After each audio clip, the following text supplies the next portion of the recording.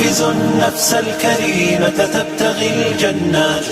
بحلول. السلام علیکم ورحمۃ اللہ وبرکاتہ.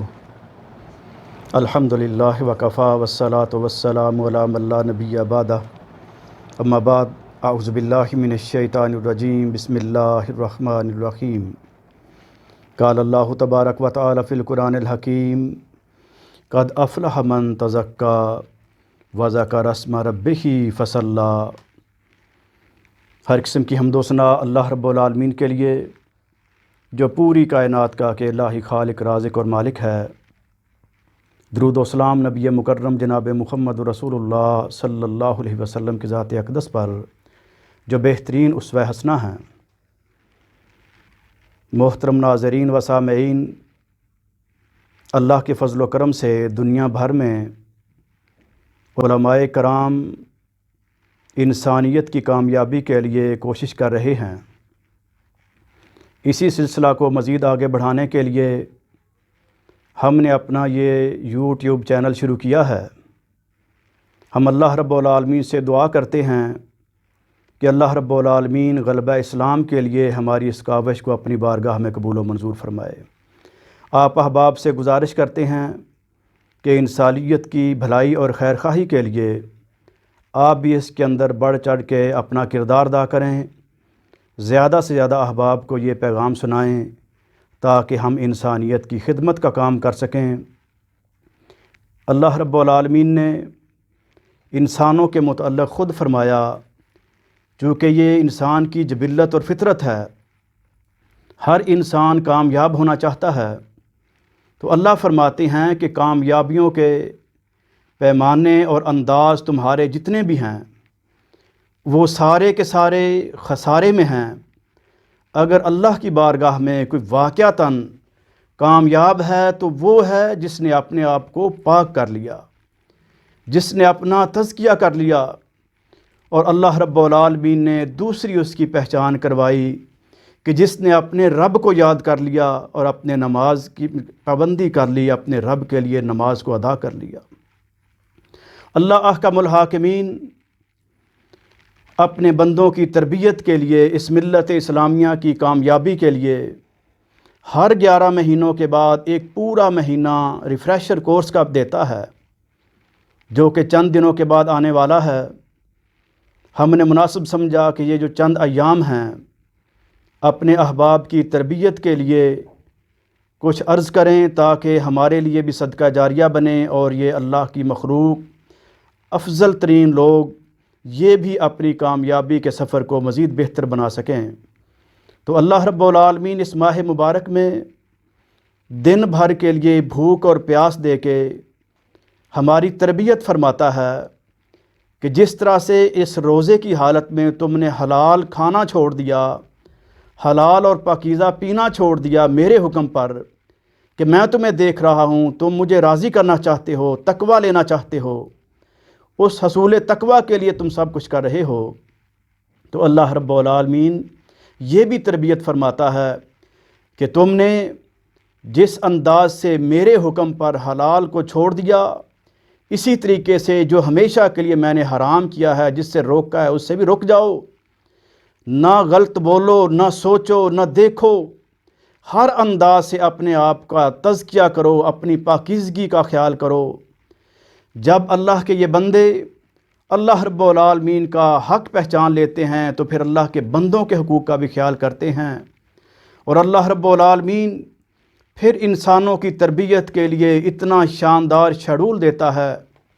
کہ ایک ایک دن کے اندر 5 دفعہ اپنے تمام امور کو اپنے رب کے سامنے پیش کرنا کہ فجر سے لے کے ظہر تک کیا کیا ہے، کتنی کامیابی حاصل کی، کتنا تزکیہ کیا، کتنی انسانیت کی خدمت کی، کتنا رب کے دین کو پھیلایا. اور ظہر سے عصر تک، عصر سے مغرب تک، مغرب سے عشاء تک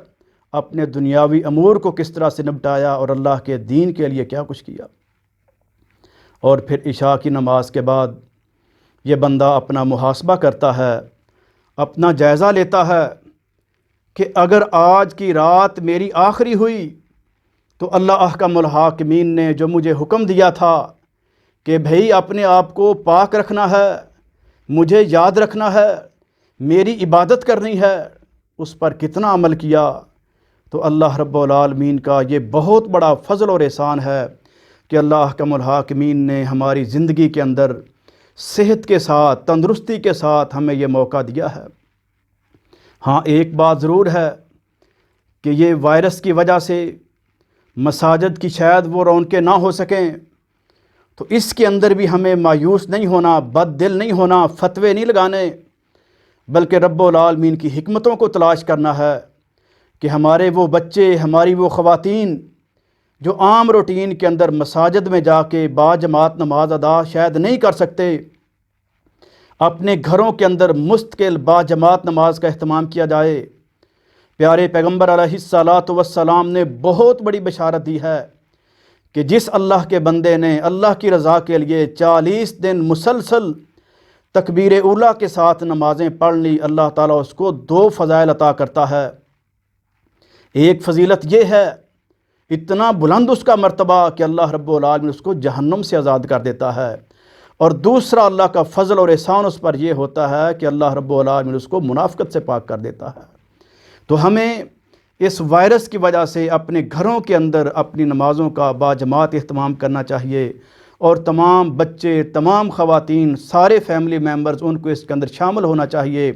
باجماعت تکبیر اولیٰ کے ساتھ اب جب نماز پڑھیں گے تو انشاءاللہ پھر ہم دیکھیں گے کہ یہ تو وہ اتنا عظیم دین ہے کہ جب لوگوں نے اس کو واقعتاً قبول کر لیا تو وہ جو ابو بکر تھے وہ صدیق بن گئے، جو عمر تھے وہ فاروق بن گئے، جو عثمان تھے وہ غنی بن گئے، جو علی تھے وہ حیدر کرار بن گئے، اور جس نے نہ مانا،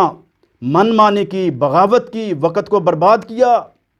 اور ضد کا مظاہرہ کیا، ہٹ دھرمی کا مظاہرہ کیا،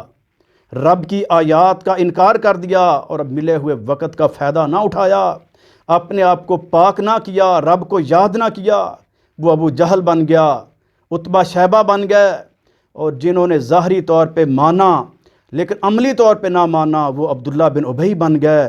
تو آج ہمارے پاس بڑا شاندار موقع ہے، ہم اپنے ان چند ایام کو جو بالکل گنتی کے ایام ہیں، ان ایام کو اس انداز سے ترتیب میں لائیں، ایسا ان کا شیڈول مرتب کر لیں کہ اللہ رب العالمین کی رضا حاصل کر لیں۔ اور یاد رکھیں پیارے پیغمبر علیہ الصلاۃ والسلام جب دعوت کا حق ادا کر کے دنیا سے تشریف لے جانے لگے، آخری کلمات کیا تھے؟ فرمایا الصلاۃ وما ملکت ایمانکم، لوگو نماز کی پابندی کرنا اور اپنے ماتحتوں کے حقوق ادا کرتے رہنا۔ آج اگر ہم یہ 2 کام کر لیں، نمازوں کی پابندی کر لیں اور اپنے ماتحتوں کا خیال کر لیں، جتنے ہمارے ملک میں، پوری امت میں فتنے ہیں وہ سارے کے سارے ختم ہو سکتے ہیں۔ تو اللہ رب العالمین سے ہمیں اس کے لیے دعا بھی کرنی ہے کہ اللہ تعالی ہماری خامیوں کوتاہیوں کو معاف فرما دے، ہماری خوبیوں کو، ہمارے خیر والے امور کو اپنی بارگاہ میں قبول فرما لے، اور اللہ رب العالمین اس وبا سے، کرونا وائرس سے، لاک ڈاؤن سے، اور دنیا میں جتنے فتنے ہیں ان تمام فتنوں سے اللہ ہمیں محفوظ کر دے، اور دنیا میں ہمیں عزتیں اور کامیابیاں عطا کر دے، اور اللہ آخرت کے اندر ہمیں اعلیٰ سے اعلیٰ مقام عطا کر دے۔ اپنے پیارے پیغمبر جناب محمد رسول اللہ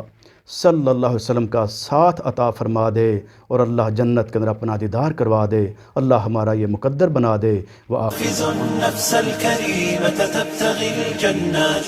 بحلول شهر الصوم والرحمات والرضوان، روح تلألئ في السماء تجلي النفس الكريمة تبتغي الجنات۔ اسی انداز سے اس امت کے ایک بہت بڑے لیڈر امام احمد بن حنبل رحمۃ اللہ علیہ، جب ان کو جیل میں سزائیں دی جا رہی تھیں تو وہاں پر ایک چور تھا